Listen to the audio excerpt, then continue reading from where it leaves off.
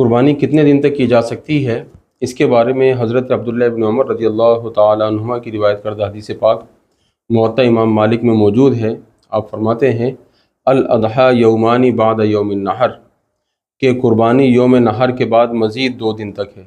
یعنی پہلا دن یوم نحر 10 ذوالحج ہے، اس کے بعد 11 اور 12 ذوالحج کو بھی قربانی کی جا سکتی ہے، لیکن افضل ترین جو دن ہے وہ یوم نحر 10 ذوالحج کا دن ہے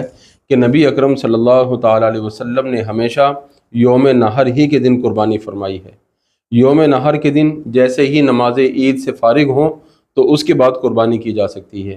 اگر کسی شخص نے نماز عید سے پہلے قربانی کر لی، یعنی پورے شہر میں کہیں بھی نماز عید نہیں ہوئی اور اس نے قربانی کر لی، تو اس کی قربانی نہیں ہوگی، جیسا کہ بخاری اور مسلم شریف کے اندر حدیث پاک موجود ہے کہ رسول اکرم صلی اللہ علیہ وسلم نے ارشاد فرمایا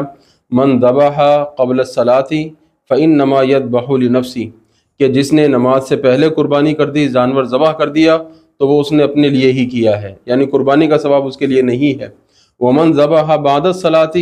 فقد تم نسکہ، اور جس نے نماز عید کے بعد جانور ذبح کیا تو اب اس کی قربانی مکمل ہو گئی۔ تو اس حدیث پاک میں بتا دیا گیا کہ شہر میں عید کی نماز ہونے کے بعد ہی قربانی کی جائے گی۔ نماز عید سے پہلے اگر کہیں قربانی ہو جائے تو وہ قربانی پھر قربانی شمار نہیں کی جاتی، اس جانور کا گوشت اپنے کھانے کے لیے استعمال کر سکتے ہیں۔ اسی طرح قربانی کا آخری دن 12 ذوالحج ہے۔ 12 ذوالحج کو نماز مغرب سے پہلے جیسے ہی مغرب کا وقت شروع ہو اس سے پہلے قربانی کی جا سکتی ہے، اس کے بعد قربانی نہیں کی جا سکتی۔ 10 تاریخ سے لے کر 12 تاریخ کے درمیان جو 2 راتیں آتی ہیں،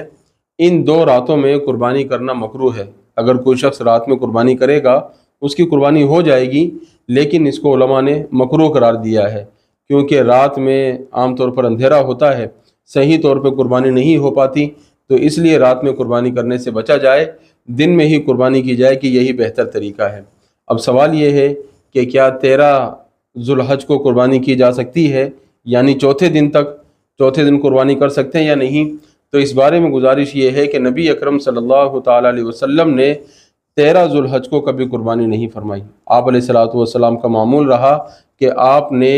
یوم نحر ہی کے دن قربانی کی ہے اور اسی کو افضل ترین قرار دیا۔ ارشاد فرمایا ما عمل ابن آدم من عمل یوم النحر احب الی اللہ من اراق الدم،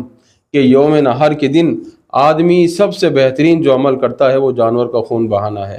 تو یوم نحر کا دن سب سے افضل ہے۔ 13 ذوالحج کو جو قربانی کی جاتی ہے یہ نبی پاک علیہ الصلوۃ والسلام سے ثابت نہیں ہے، اور حدیث پاک آپ کو سنا دی کہ حضرت عبداللہ ابن عمر رضی اللہ تعالیٰ عنہ یہ فرماتے ہیں